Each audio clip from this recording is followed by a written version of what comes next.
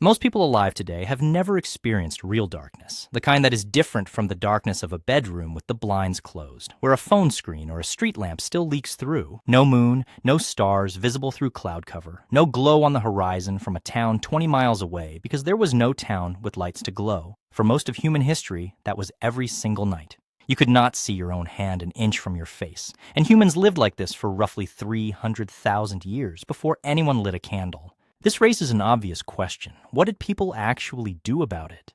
Sleep was not always an option. Someone had to tend a fire through the night, check on a sick child, find a tool, or finish a task the daylight had not allowed time for. A species that depends on sight the way we do cannot simply switch that sense off for 12 hours a night and function.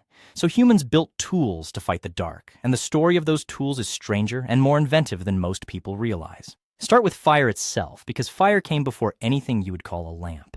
The oldest solid evidence for controlled fire comes from Wonderwerk Cave in South Africa, where researchers found burned bone and ash deep inside the cave, far enough from the entrance that a wildfire could not explain them. That evidence dates back roughly 1,000,000 years. Fire gave early humans warmth, protection from predators, and as a side effect, light. But a fire is a poor lamp. It is hard to carry, impossible to point, and too dangerous to bring into a narrow tunnel or set down next to fine detail work without burning down everything nearby.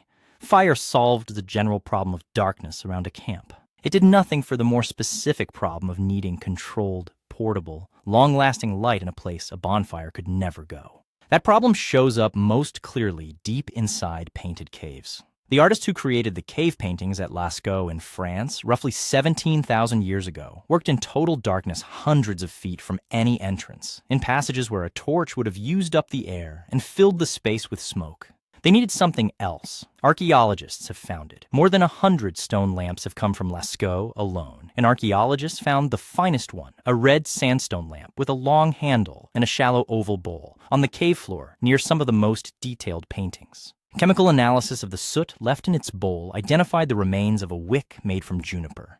The bowl itself held animal fat, likely rendered from horses, cattle, or other game the artist hunted.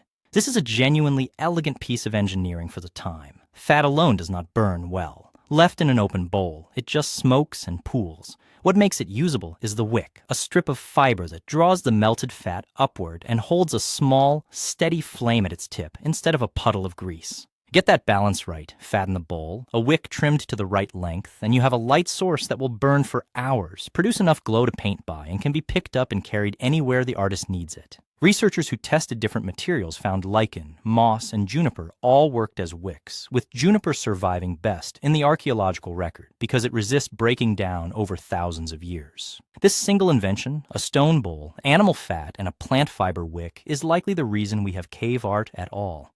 Without it, no light and no human hand would ever have reached the deepest chambers at Lascaux.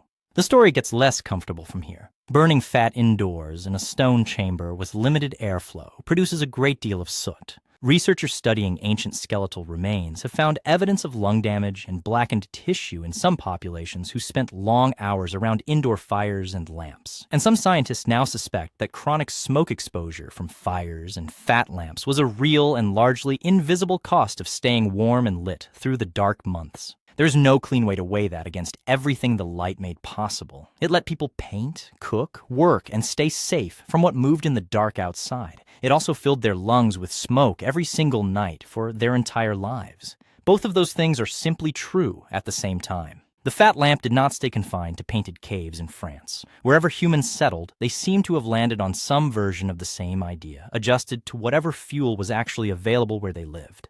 In the Arctic, there were no trees to burn. Wood was so scarce that even driftwood was saved for tools rather than fuel. So Arctic peoples built their light source around the one resource they had in abundance, fat from the animals they hunted. The result was the kulik, a shallow, crescent-shaped lamp carved from soapstone, burning oil rendered from seal blubber or whale fat with a wick of dried moss or Arctic cotton grass laid along the straight edge of the bowl. This was not a minor household item. It was by most accounts the single most important object an Inuit family owned. It lit the home through months of near-total winter darkness, heated the space, melted snow into drinking water, cooked food, and dried wet clothing, all from one shallow stone bowl. Women did this constant, careful work of tending it. Trimming the wick with a small stick to keep the flame even and the smoke down. When a family moved, the lamp moved with them before almost anything else. Archaeologists have found lamps built this way at sites roughly 3,000 years old, and the design barely changed across that entire span because there was very little left to improve. On the other side of the world, Pacific coastal peoples solved the same problem in a way that sounds almost too simple to be true. Eulachon, a small ocean fish common off the northwest coast of North America, carries so much oil in its body that a dried one is genuinely fatty enough to burn. Communities there would fit a dried fish into the split end of a stick and light the fish itself. The fish is the fuel and the wick at once. People still sometimes call it candlefish for exactly that reason.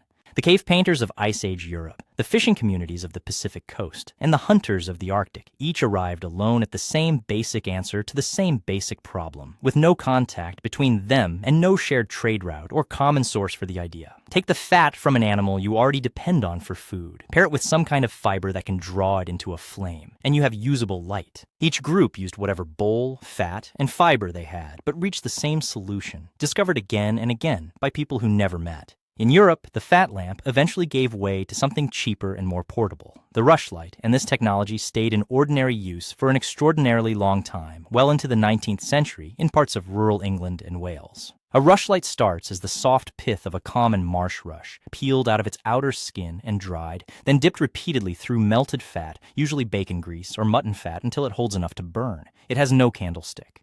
Because it is thin and irregular, it needs a small pincer, style holder, that grips it at an angle. In 1789, the English naturalist Gilbert White worked out the economics of this in his writing on rural life. 1 pound of rushes, roughly 1,600 individual rushlights once prepared, could give a poor household something close to 800 hours of light across a year, at a cost within reach of almost anyone. A single rushlight of average length burned for around half an hour to an hour. It was dim, it smoked, and it demanded constant replacing through a long winter night. But it worked, and it was cheap enough that families with almost nothing could still push back the dark a little. During the shortages of the Second World War, some households in Britain returned to making rushlights again, because the materials had never stopped growing in the hedgerows. Candles as we would recognize them today arrived later than most people assume, and even then arrived in stages. Egyptians were dipping the pithy core of reeds in melted animal fat as early as 3,000 years before our era, but these were closer to torches than true candles, since they lacked a proper wick running through a solid body of wax.